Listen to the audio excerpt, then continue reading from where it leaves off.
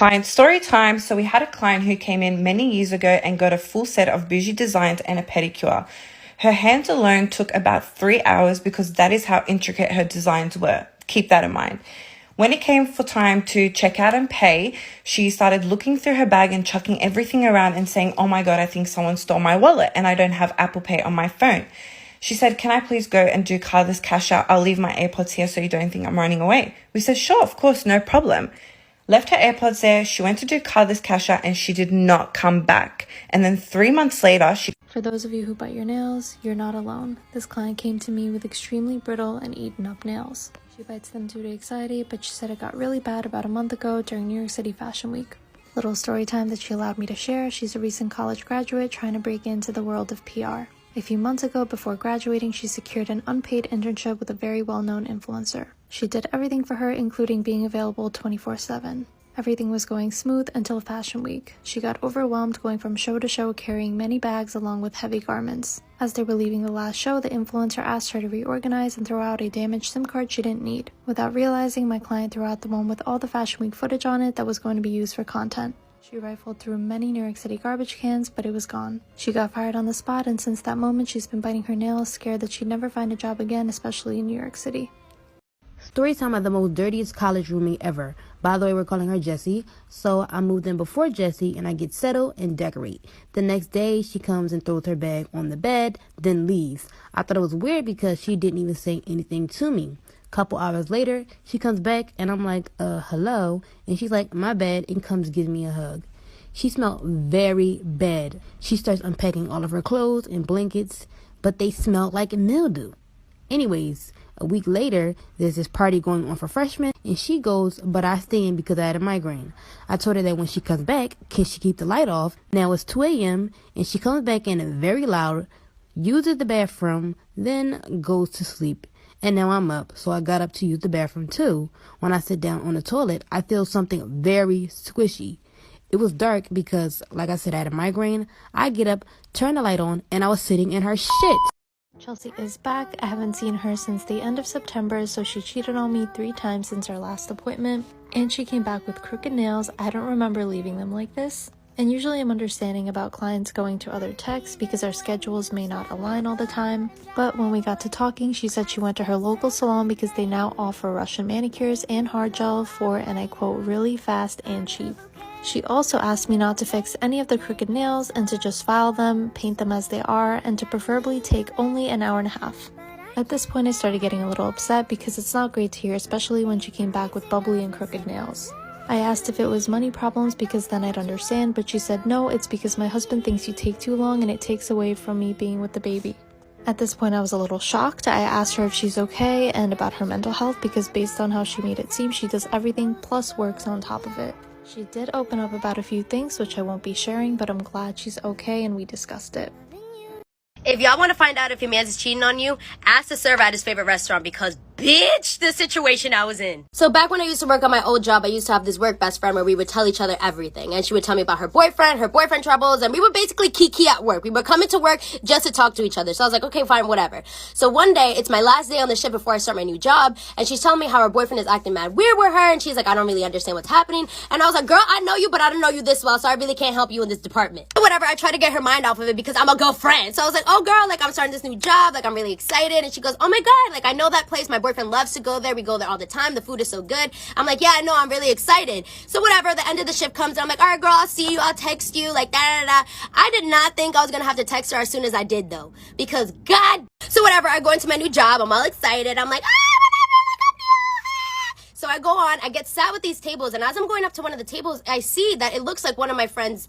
Storytime about how I was voted the ugliest girl in high school. Disclaimer, is not my story time, I sent me on Instagram. Growing up, I was really awkward. My parents always used to call me the ugly duckling, but my dad told me not to worry that when I would grow up, I would become beautiful. Honestly, this really stuck to my head, and I am very beautiful now. I used to have braces, acne. My hair has always been curly, but I didn't know how to treat it back then. My mom had really straight hair, so she had no idea how to do my hair either. And this was the toughest thing for me. I would show up to school with knots in my hair because I didn't even know how to brush it. Eventually, my mom did start taking better care of my hair, which really helped. I also didn't didn't know how to dress for my body. I wore big hoodies, big t-shirts, while the other girls in my high school dressed for their body type. I honestly just had no clue. I did get bullied, but mostly by boys. I think the girls probably just felt bad for me, so I never really had problems with other girls. A group of boys would always bother me. One of them even asked me out pretending that he wanted to go out with me. Of course I said yes because I actually believed him. He asked me to go to the movies, and when I showed up, he wasn't there. I decided to go watch the movie anyway, but the next day in school, I couldn't hear the end of it. To my face, this guy called me stupid.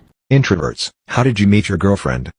He was in the corner, drinking a bottle of water. I noticed him immediately and I noticed him noticing me for the better part of an hour. I finally just walked up to him after I figured he was too shy to approach me. We chatted for about 2 hours and then left. Later in school, we exchanged our AOL screen names and that after weeks of random chat sessions, he finally worked up the courage to ask if I wanted to see a movie, Harry Potter Natch. During the date, he didn't say anything but I noticed him very fidgety so I decided to hold his hand. After the movie, we were sitting in his car in silence and he was fidgety again, so I grabbed his face and kissed his cheek. He turned completely red but was grinning ear to ear. In person, he had trouble stringing sentences together but online we would chat for hours. He had to express his love via email and cuddling without saying a word. We first met over 14 years ago, bought a house together and getting married in October, going to Disney and Universal for our honeymoon celebrate Halloween. It's pretty much amazing. As we get older, he's gotten much more vocal but I still do most of the talking and socializing. We do a squeeze when holding hands to mean love you if we don't want to talk. Love him to pieces. Finally, Chelsea is back. So many of you have been messaging me for an update, and I'm sorry this took so long to upload, but she's back with 2 months worth of growth, absolutely no chips, just extremely long curved inward nails. To fix that, we decided to change her shape to almond, and because they grew out so nicely, I could make them more pointy, which is her preferred shape. Her nails needed some major work. I cleaned her crusties, and as many of you know, one of her middle fingers grows extremely crooked, so I had to fix that, and she let me this time. Oh, and by the way, we're doing a spring set today, telling you this because the rest of the video will be tea and unrelated to nails. The last time she came in, she told me her husband didn't like how long our appointments were because it takes time away from her being with the baby. During her appointment, she told me she put her foot down. She read all your comments and agreed that her nails are her me time and she's allowed to take time for herself to relax a bit. She's back to work now and she goes into the office every day but had to hire a babysitter because although her husband works from home, he can't watch the baby, which is understandable. He apparently got mad at her for wanting to go back to work. His assumption was that she'd be a stay-at-home mom, saying his salary is enough for both of them. But Chelsea said she's never depending on a man again. Story time on how a recent client tried to fight me. A couple months ago, I started taking clients again. I posted on Facebook that I was doing these $40 sets, any length, any design, just to get started. My Facebook friends were sharing my posts, so a lot of new people started sending in friend requests. I added all of them back and started booking. One girl hit me up, hyping up my work, saying she really wanted to book with me. She sent me the design she wanted and we set an appointment. So the day of her appointment, she came right on time, but I noticed she was wearing sweatpants and a sweatshirt. It was really hot outside, but I figured she wanted to be comfy, so I didn't think too much of it. So I started her set, and as I was putting the tips on, she started asking me a lot of questions about myself. I'm not really the type to tell all my business, but I figured she was just trying to make some conversation. I told her about my other job, my son, and my boyfriend. Out of all the things I told her, she seemed really interested in my boyfriend. She asked how we met, how long we've been together, and if we had any issues, really just being nosy. So I tried to change the subject by asking her about her own relationship. She tells me her and her boyfriend broke up like 2 months ago because he cheated on her with a slut.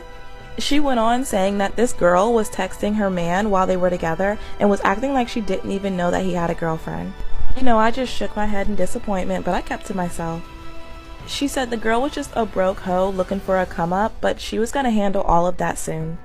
I could tell her hands were getting kind of tense while I was laying the acrylic, so I tried to change the conversation and, ask her about her job, but she just kept going on talking about that girl. She told me she was gonna run up on this girl, drag her, and get her man back. Well, he doesn't seem like much of a prize, I said, without even thinking. She snatched her hand away as I was doing her top coat and looked pissed off. I figured it was because of what I said, so I apologized and she put her hand back under the UV lamp to dry. I had no idea where all of this tension was coming from, but I was ready to go ahead and finish up this set because I was starting to get uncomfortable. I top coated the rest of her nails, and just as she was putting her hand under the UV lamp, I heard someone running up to my front door.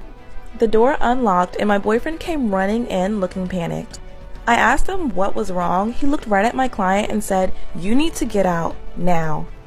Shocked, I looked at her and I looked at him, confused with how they even knew each other. "What are you doing here?" he asked her. She stood up, looked at me and said, "So this is the bitch you were cheating with, huh?" My jaw dropped. There's no way this girl was sitting here talking about me the whole time. I had no idea he even had a girlfriend when we started dating. So it didn't even cross my mind that she was talking about me. She knocked all the supplies off my desk, looked at me and said, "Get up, now." Part 2 posting right now.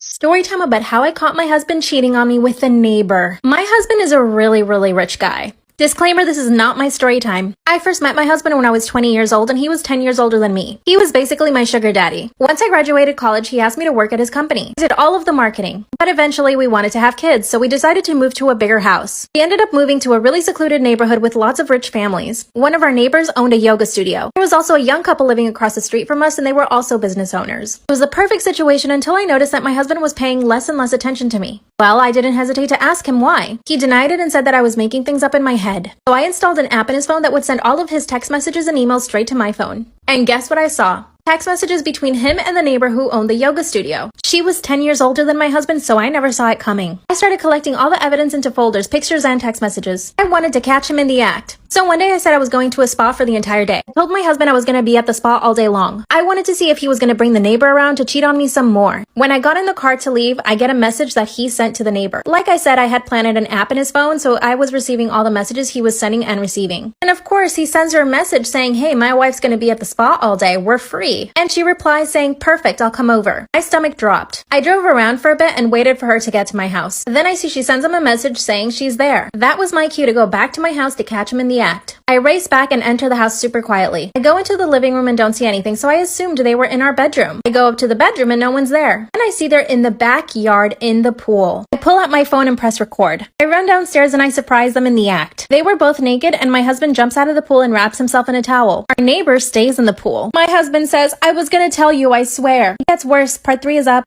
I catch my husband doing dirty things in the pool with our neighbor. I'm recording all of this, by the way. He says he was going to tell me. So I show him all the evidence that I had been gathering, all the messages and the pictures. But little did he know I had already hired a lawyer. I'd known about the affair for about a month at this point. I had already been working on the divorce with the lawyer, documenting every single transgression my husband committed against me with our neighbor. And when I told my husband, he freaked. The neighbor, aka the woman my husband was with, she got out of the pool and went home. I printed out some flyers with all the pictures she had sent my husband and spread them around her yoga studio. I now get $10,000 from my husband monthly.